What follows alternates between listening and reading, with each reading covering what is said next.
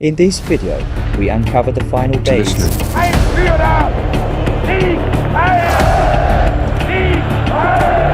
the final decisions, and the final moments of their lives, from a Berlin bunker to a Baghdad prison. History remembers how they rose and how they fell. After the US-led invasion of Iraq began on March 20, 2003, Saddam Hussein, the former president of Iraq, vanished from public view as Baghdad fell on April 9, 2003. For nearly 9 months, he evaded capture, hiding in the countryside near Tikrit, his hometown, often protected by members of the Ayakbu, Nasir tribe and loyal Ba'ath Party supporters. During this time, Saddam moved, constantly sleeping in remote farmhouses and even underground hideouts with no phone, no electricity, and no direct communication, relying only on tribal networks and couriers. The US intelligence community, particularly Task Force 121 and the 4th Infantry Division under Major General Raymond Odierno, intensified efforts to locate him. Acting on new intelligence from captured aides, US forces launched Operation Red Dawn on December 13, 2003, targeting 2 suspected locations near Dor, south of Tikrit. The operation, led by Colonel James Hickett, involved over 600 soldiers. After initially turning up nothing in the 2 safe houses, a soldier noticed a disturbed patch of earth near a small hut. Hidden beneath a styrofoam lid covered in dirt and leaves was a spider hole, roughly 6-8 feet deep. Inside, they found Saddam Hussein.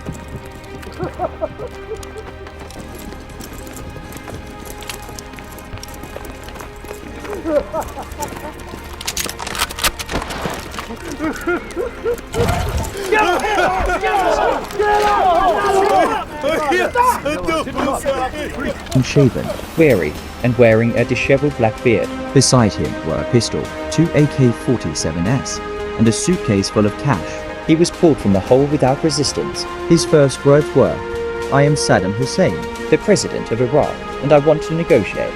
One soldier reportedly replied, "President Bush sends his regards." The former dictator was flown to Baghdad International Airport and held at Camp Cropper, a high-security facility. He was subjected to medical examinations, fingerprinting, and interrogation. US officials, including CIA officer John Nixon, conducted the first interviews with him. If the American people would like to know the facts as they are, through a direct dialogue, then I am ready to conduct a debate with the President of the United States, President Bush, on television.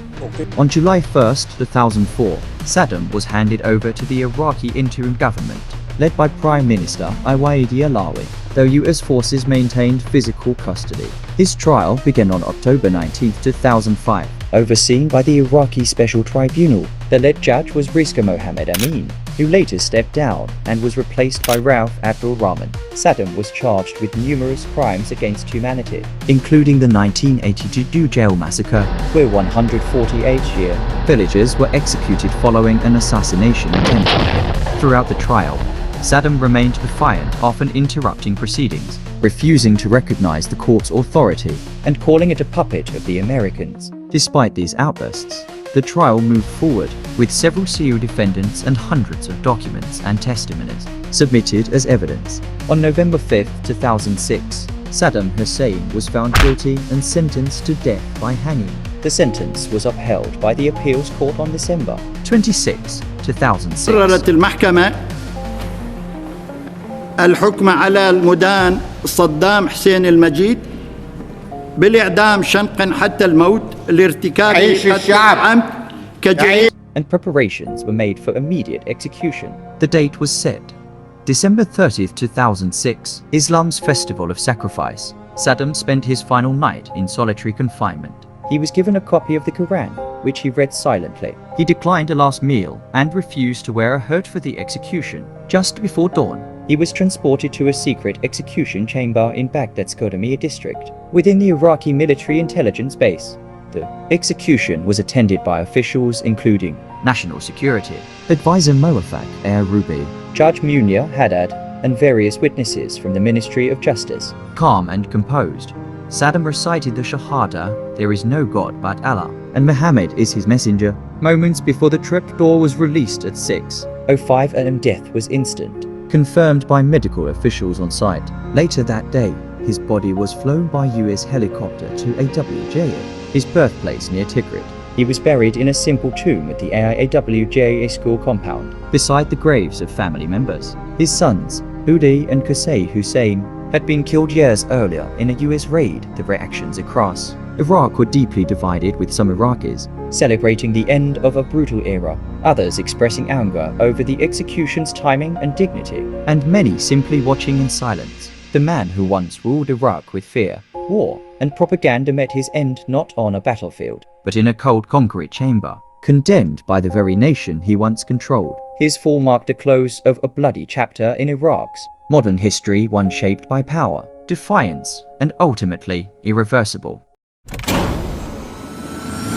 By April 1945, Nazi Germany was disintegrating under relentless Allied pressure. The Western Allies had crossed the Rhine. Soviet forces were encircling Berlin. Adolf Hitler, aged 56, retreated to the Efra bunker, a heavily reinforced underground shelter beneath the Reich Chancellery in Berlin. Isolated and increasingly delusional, he continued issuing impossible military orders, believing that General Walther Wink's 12th Army would save the capital. Inside the bunker, surrounded by his closest inner circle, Joseph Goebbels, Martin Bormann, Heinrich Himmler, whom Hitler would later denounce for secret surrender negotiations, and Eva Braun. The mood was claustrophobic and grim.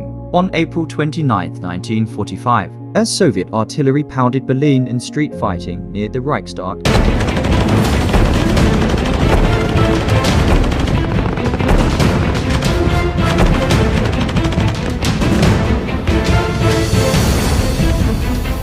Hitler married Eva Braun in a brief civil ceremony officiated by Walter Wagner, a Berlin city official. Just after midnight, he dictated his political testament to his secretary Traudl Junge, naming Admiral Karl Nitz as president and Joseph Goebbels as chancellor. In the early afternoon of April 30th, with Soviet troops within a few hundred meters of the chancellery, Hitler and Braun retreated to their private quarters. At approximately 3:30 p.m.,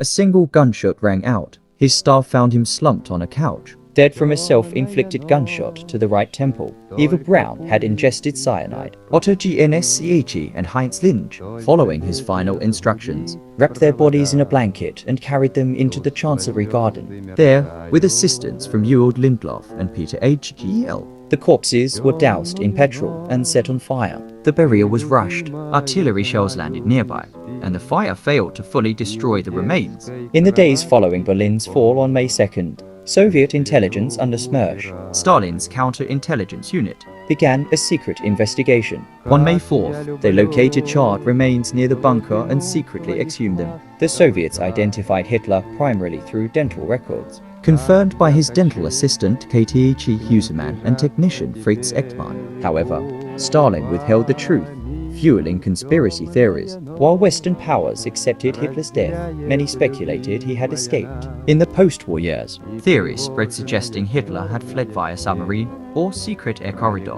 One persistent claim held that he escaped to South America, settling in the Andes Mountains of Argentina or Chile.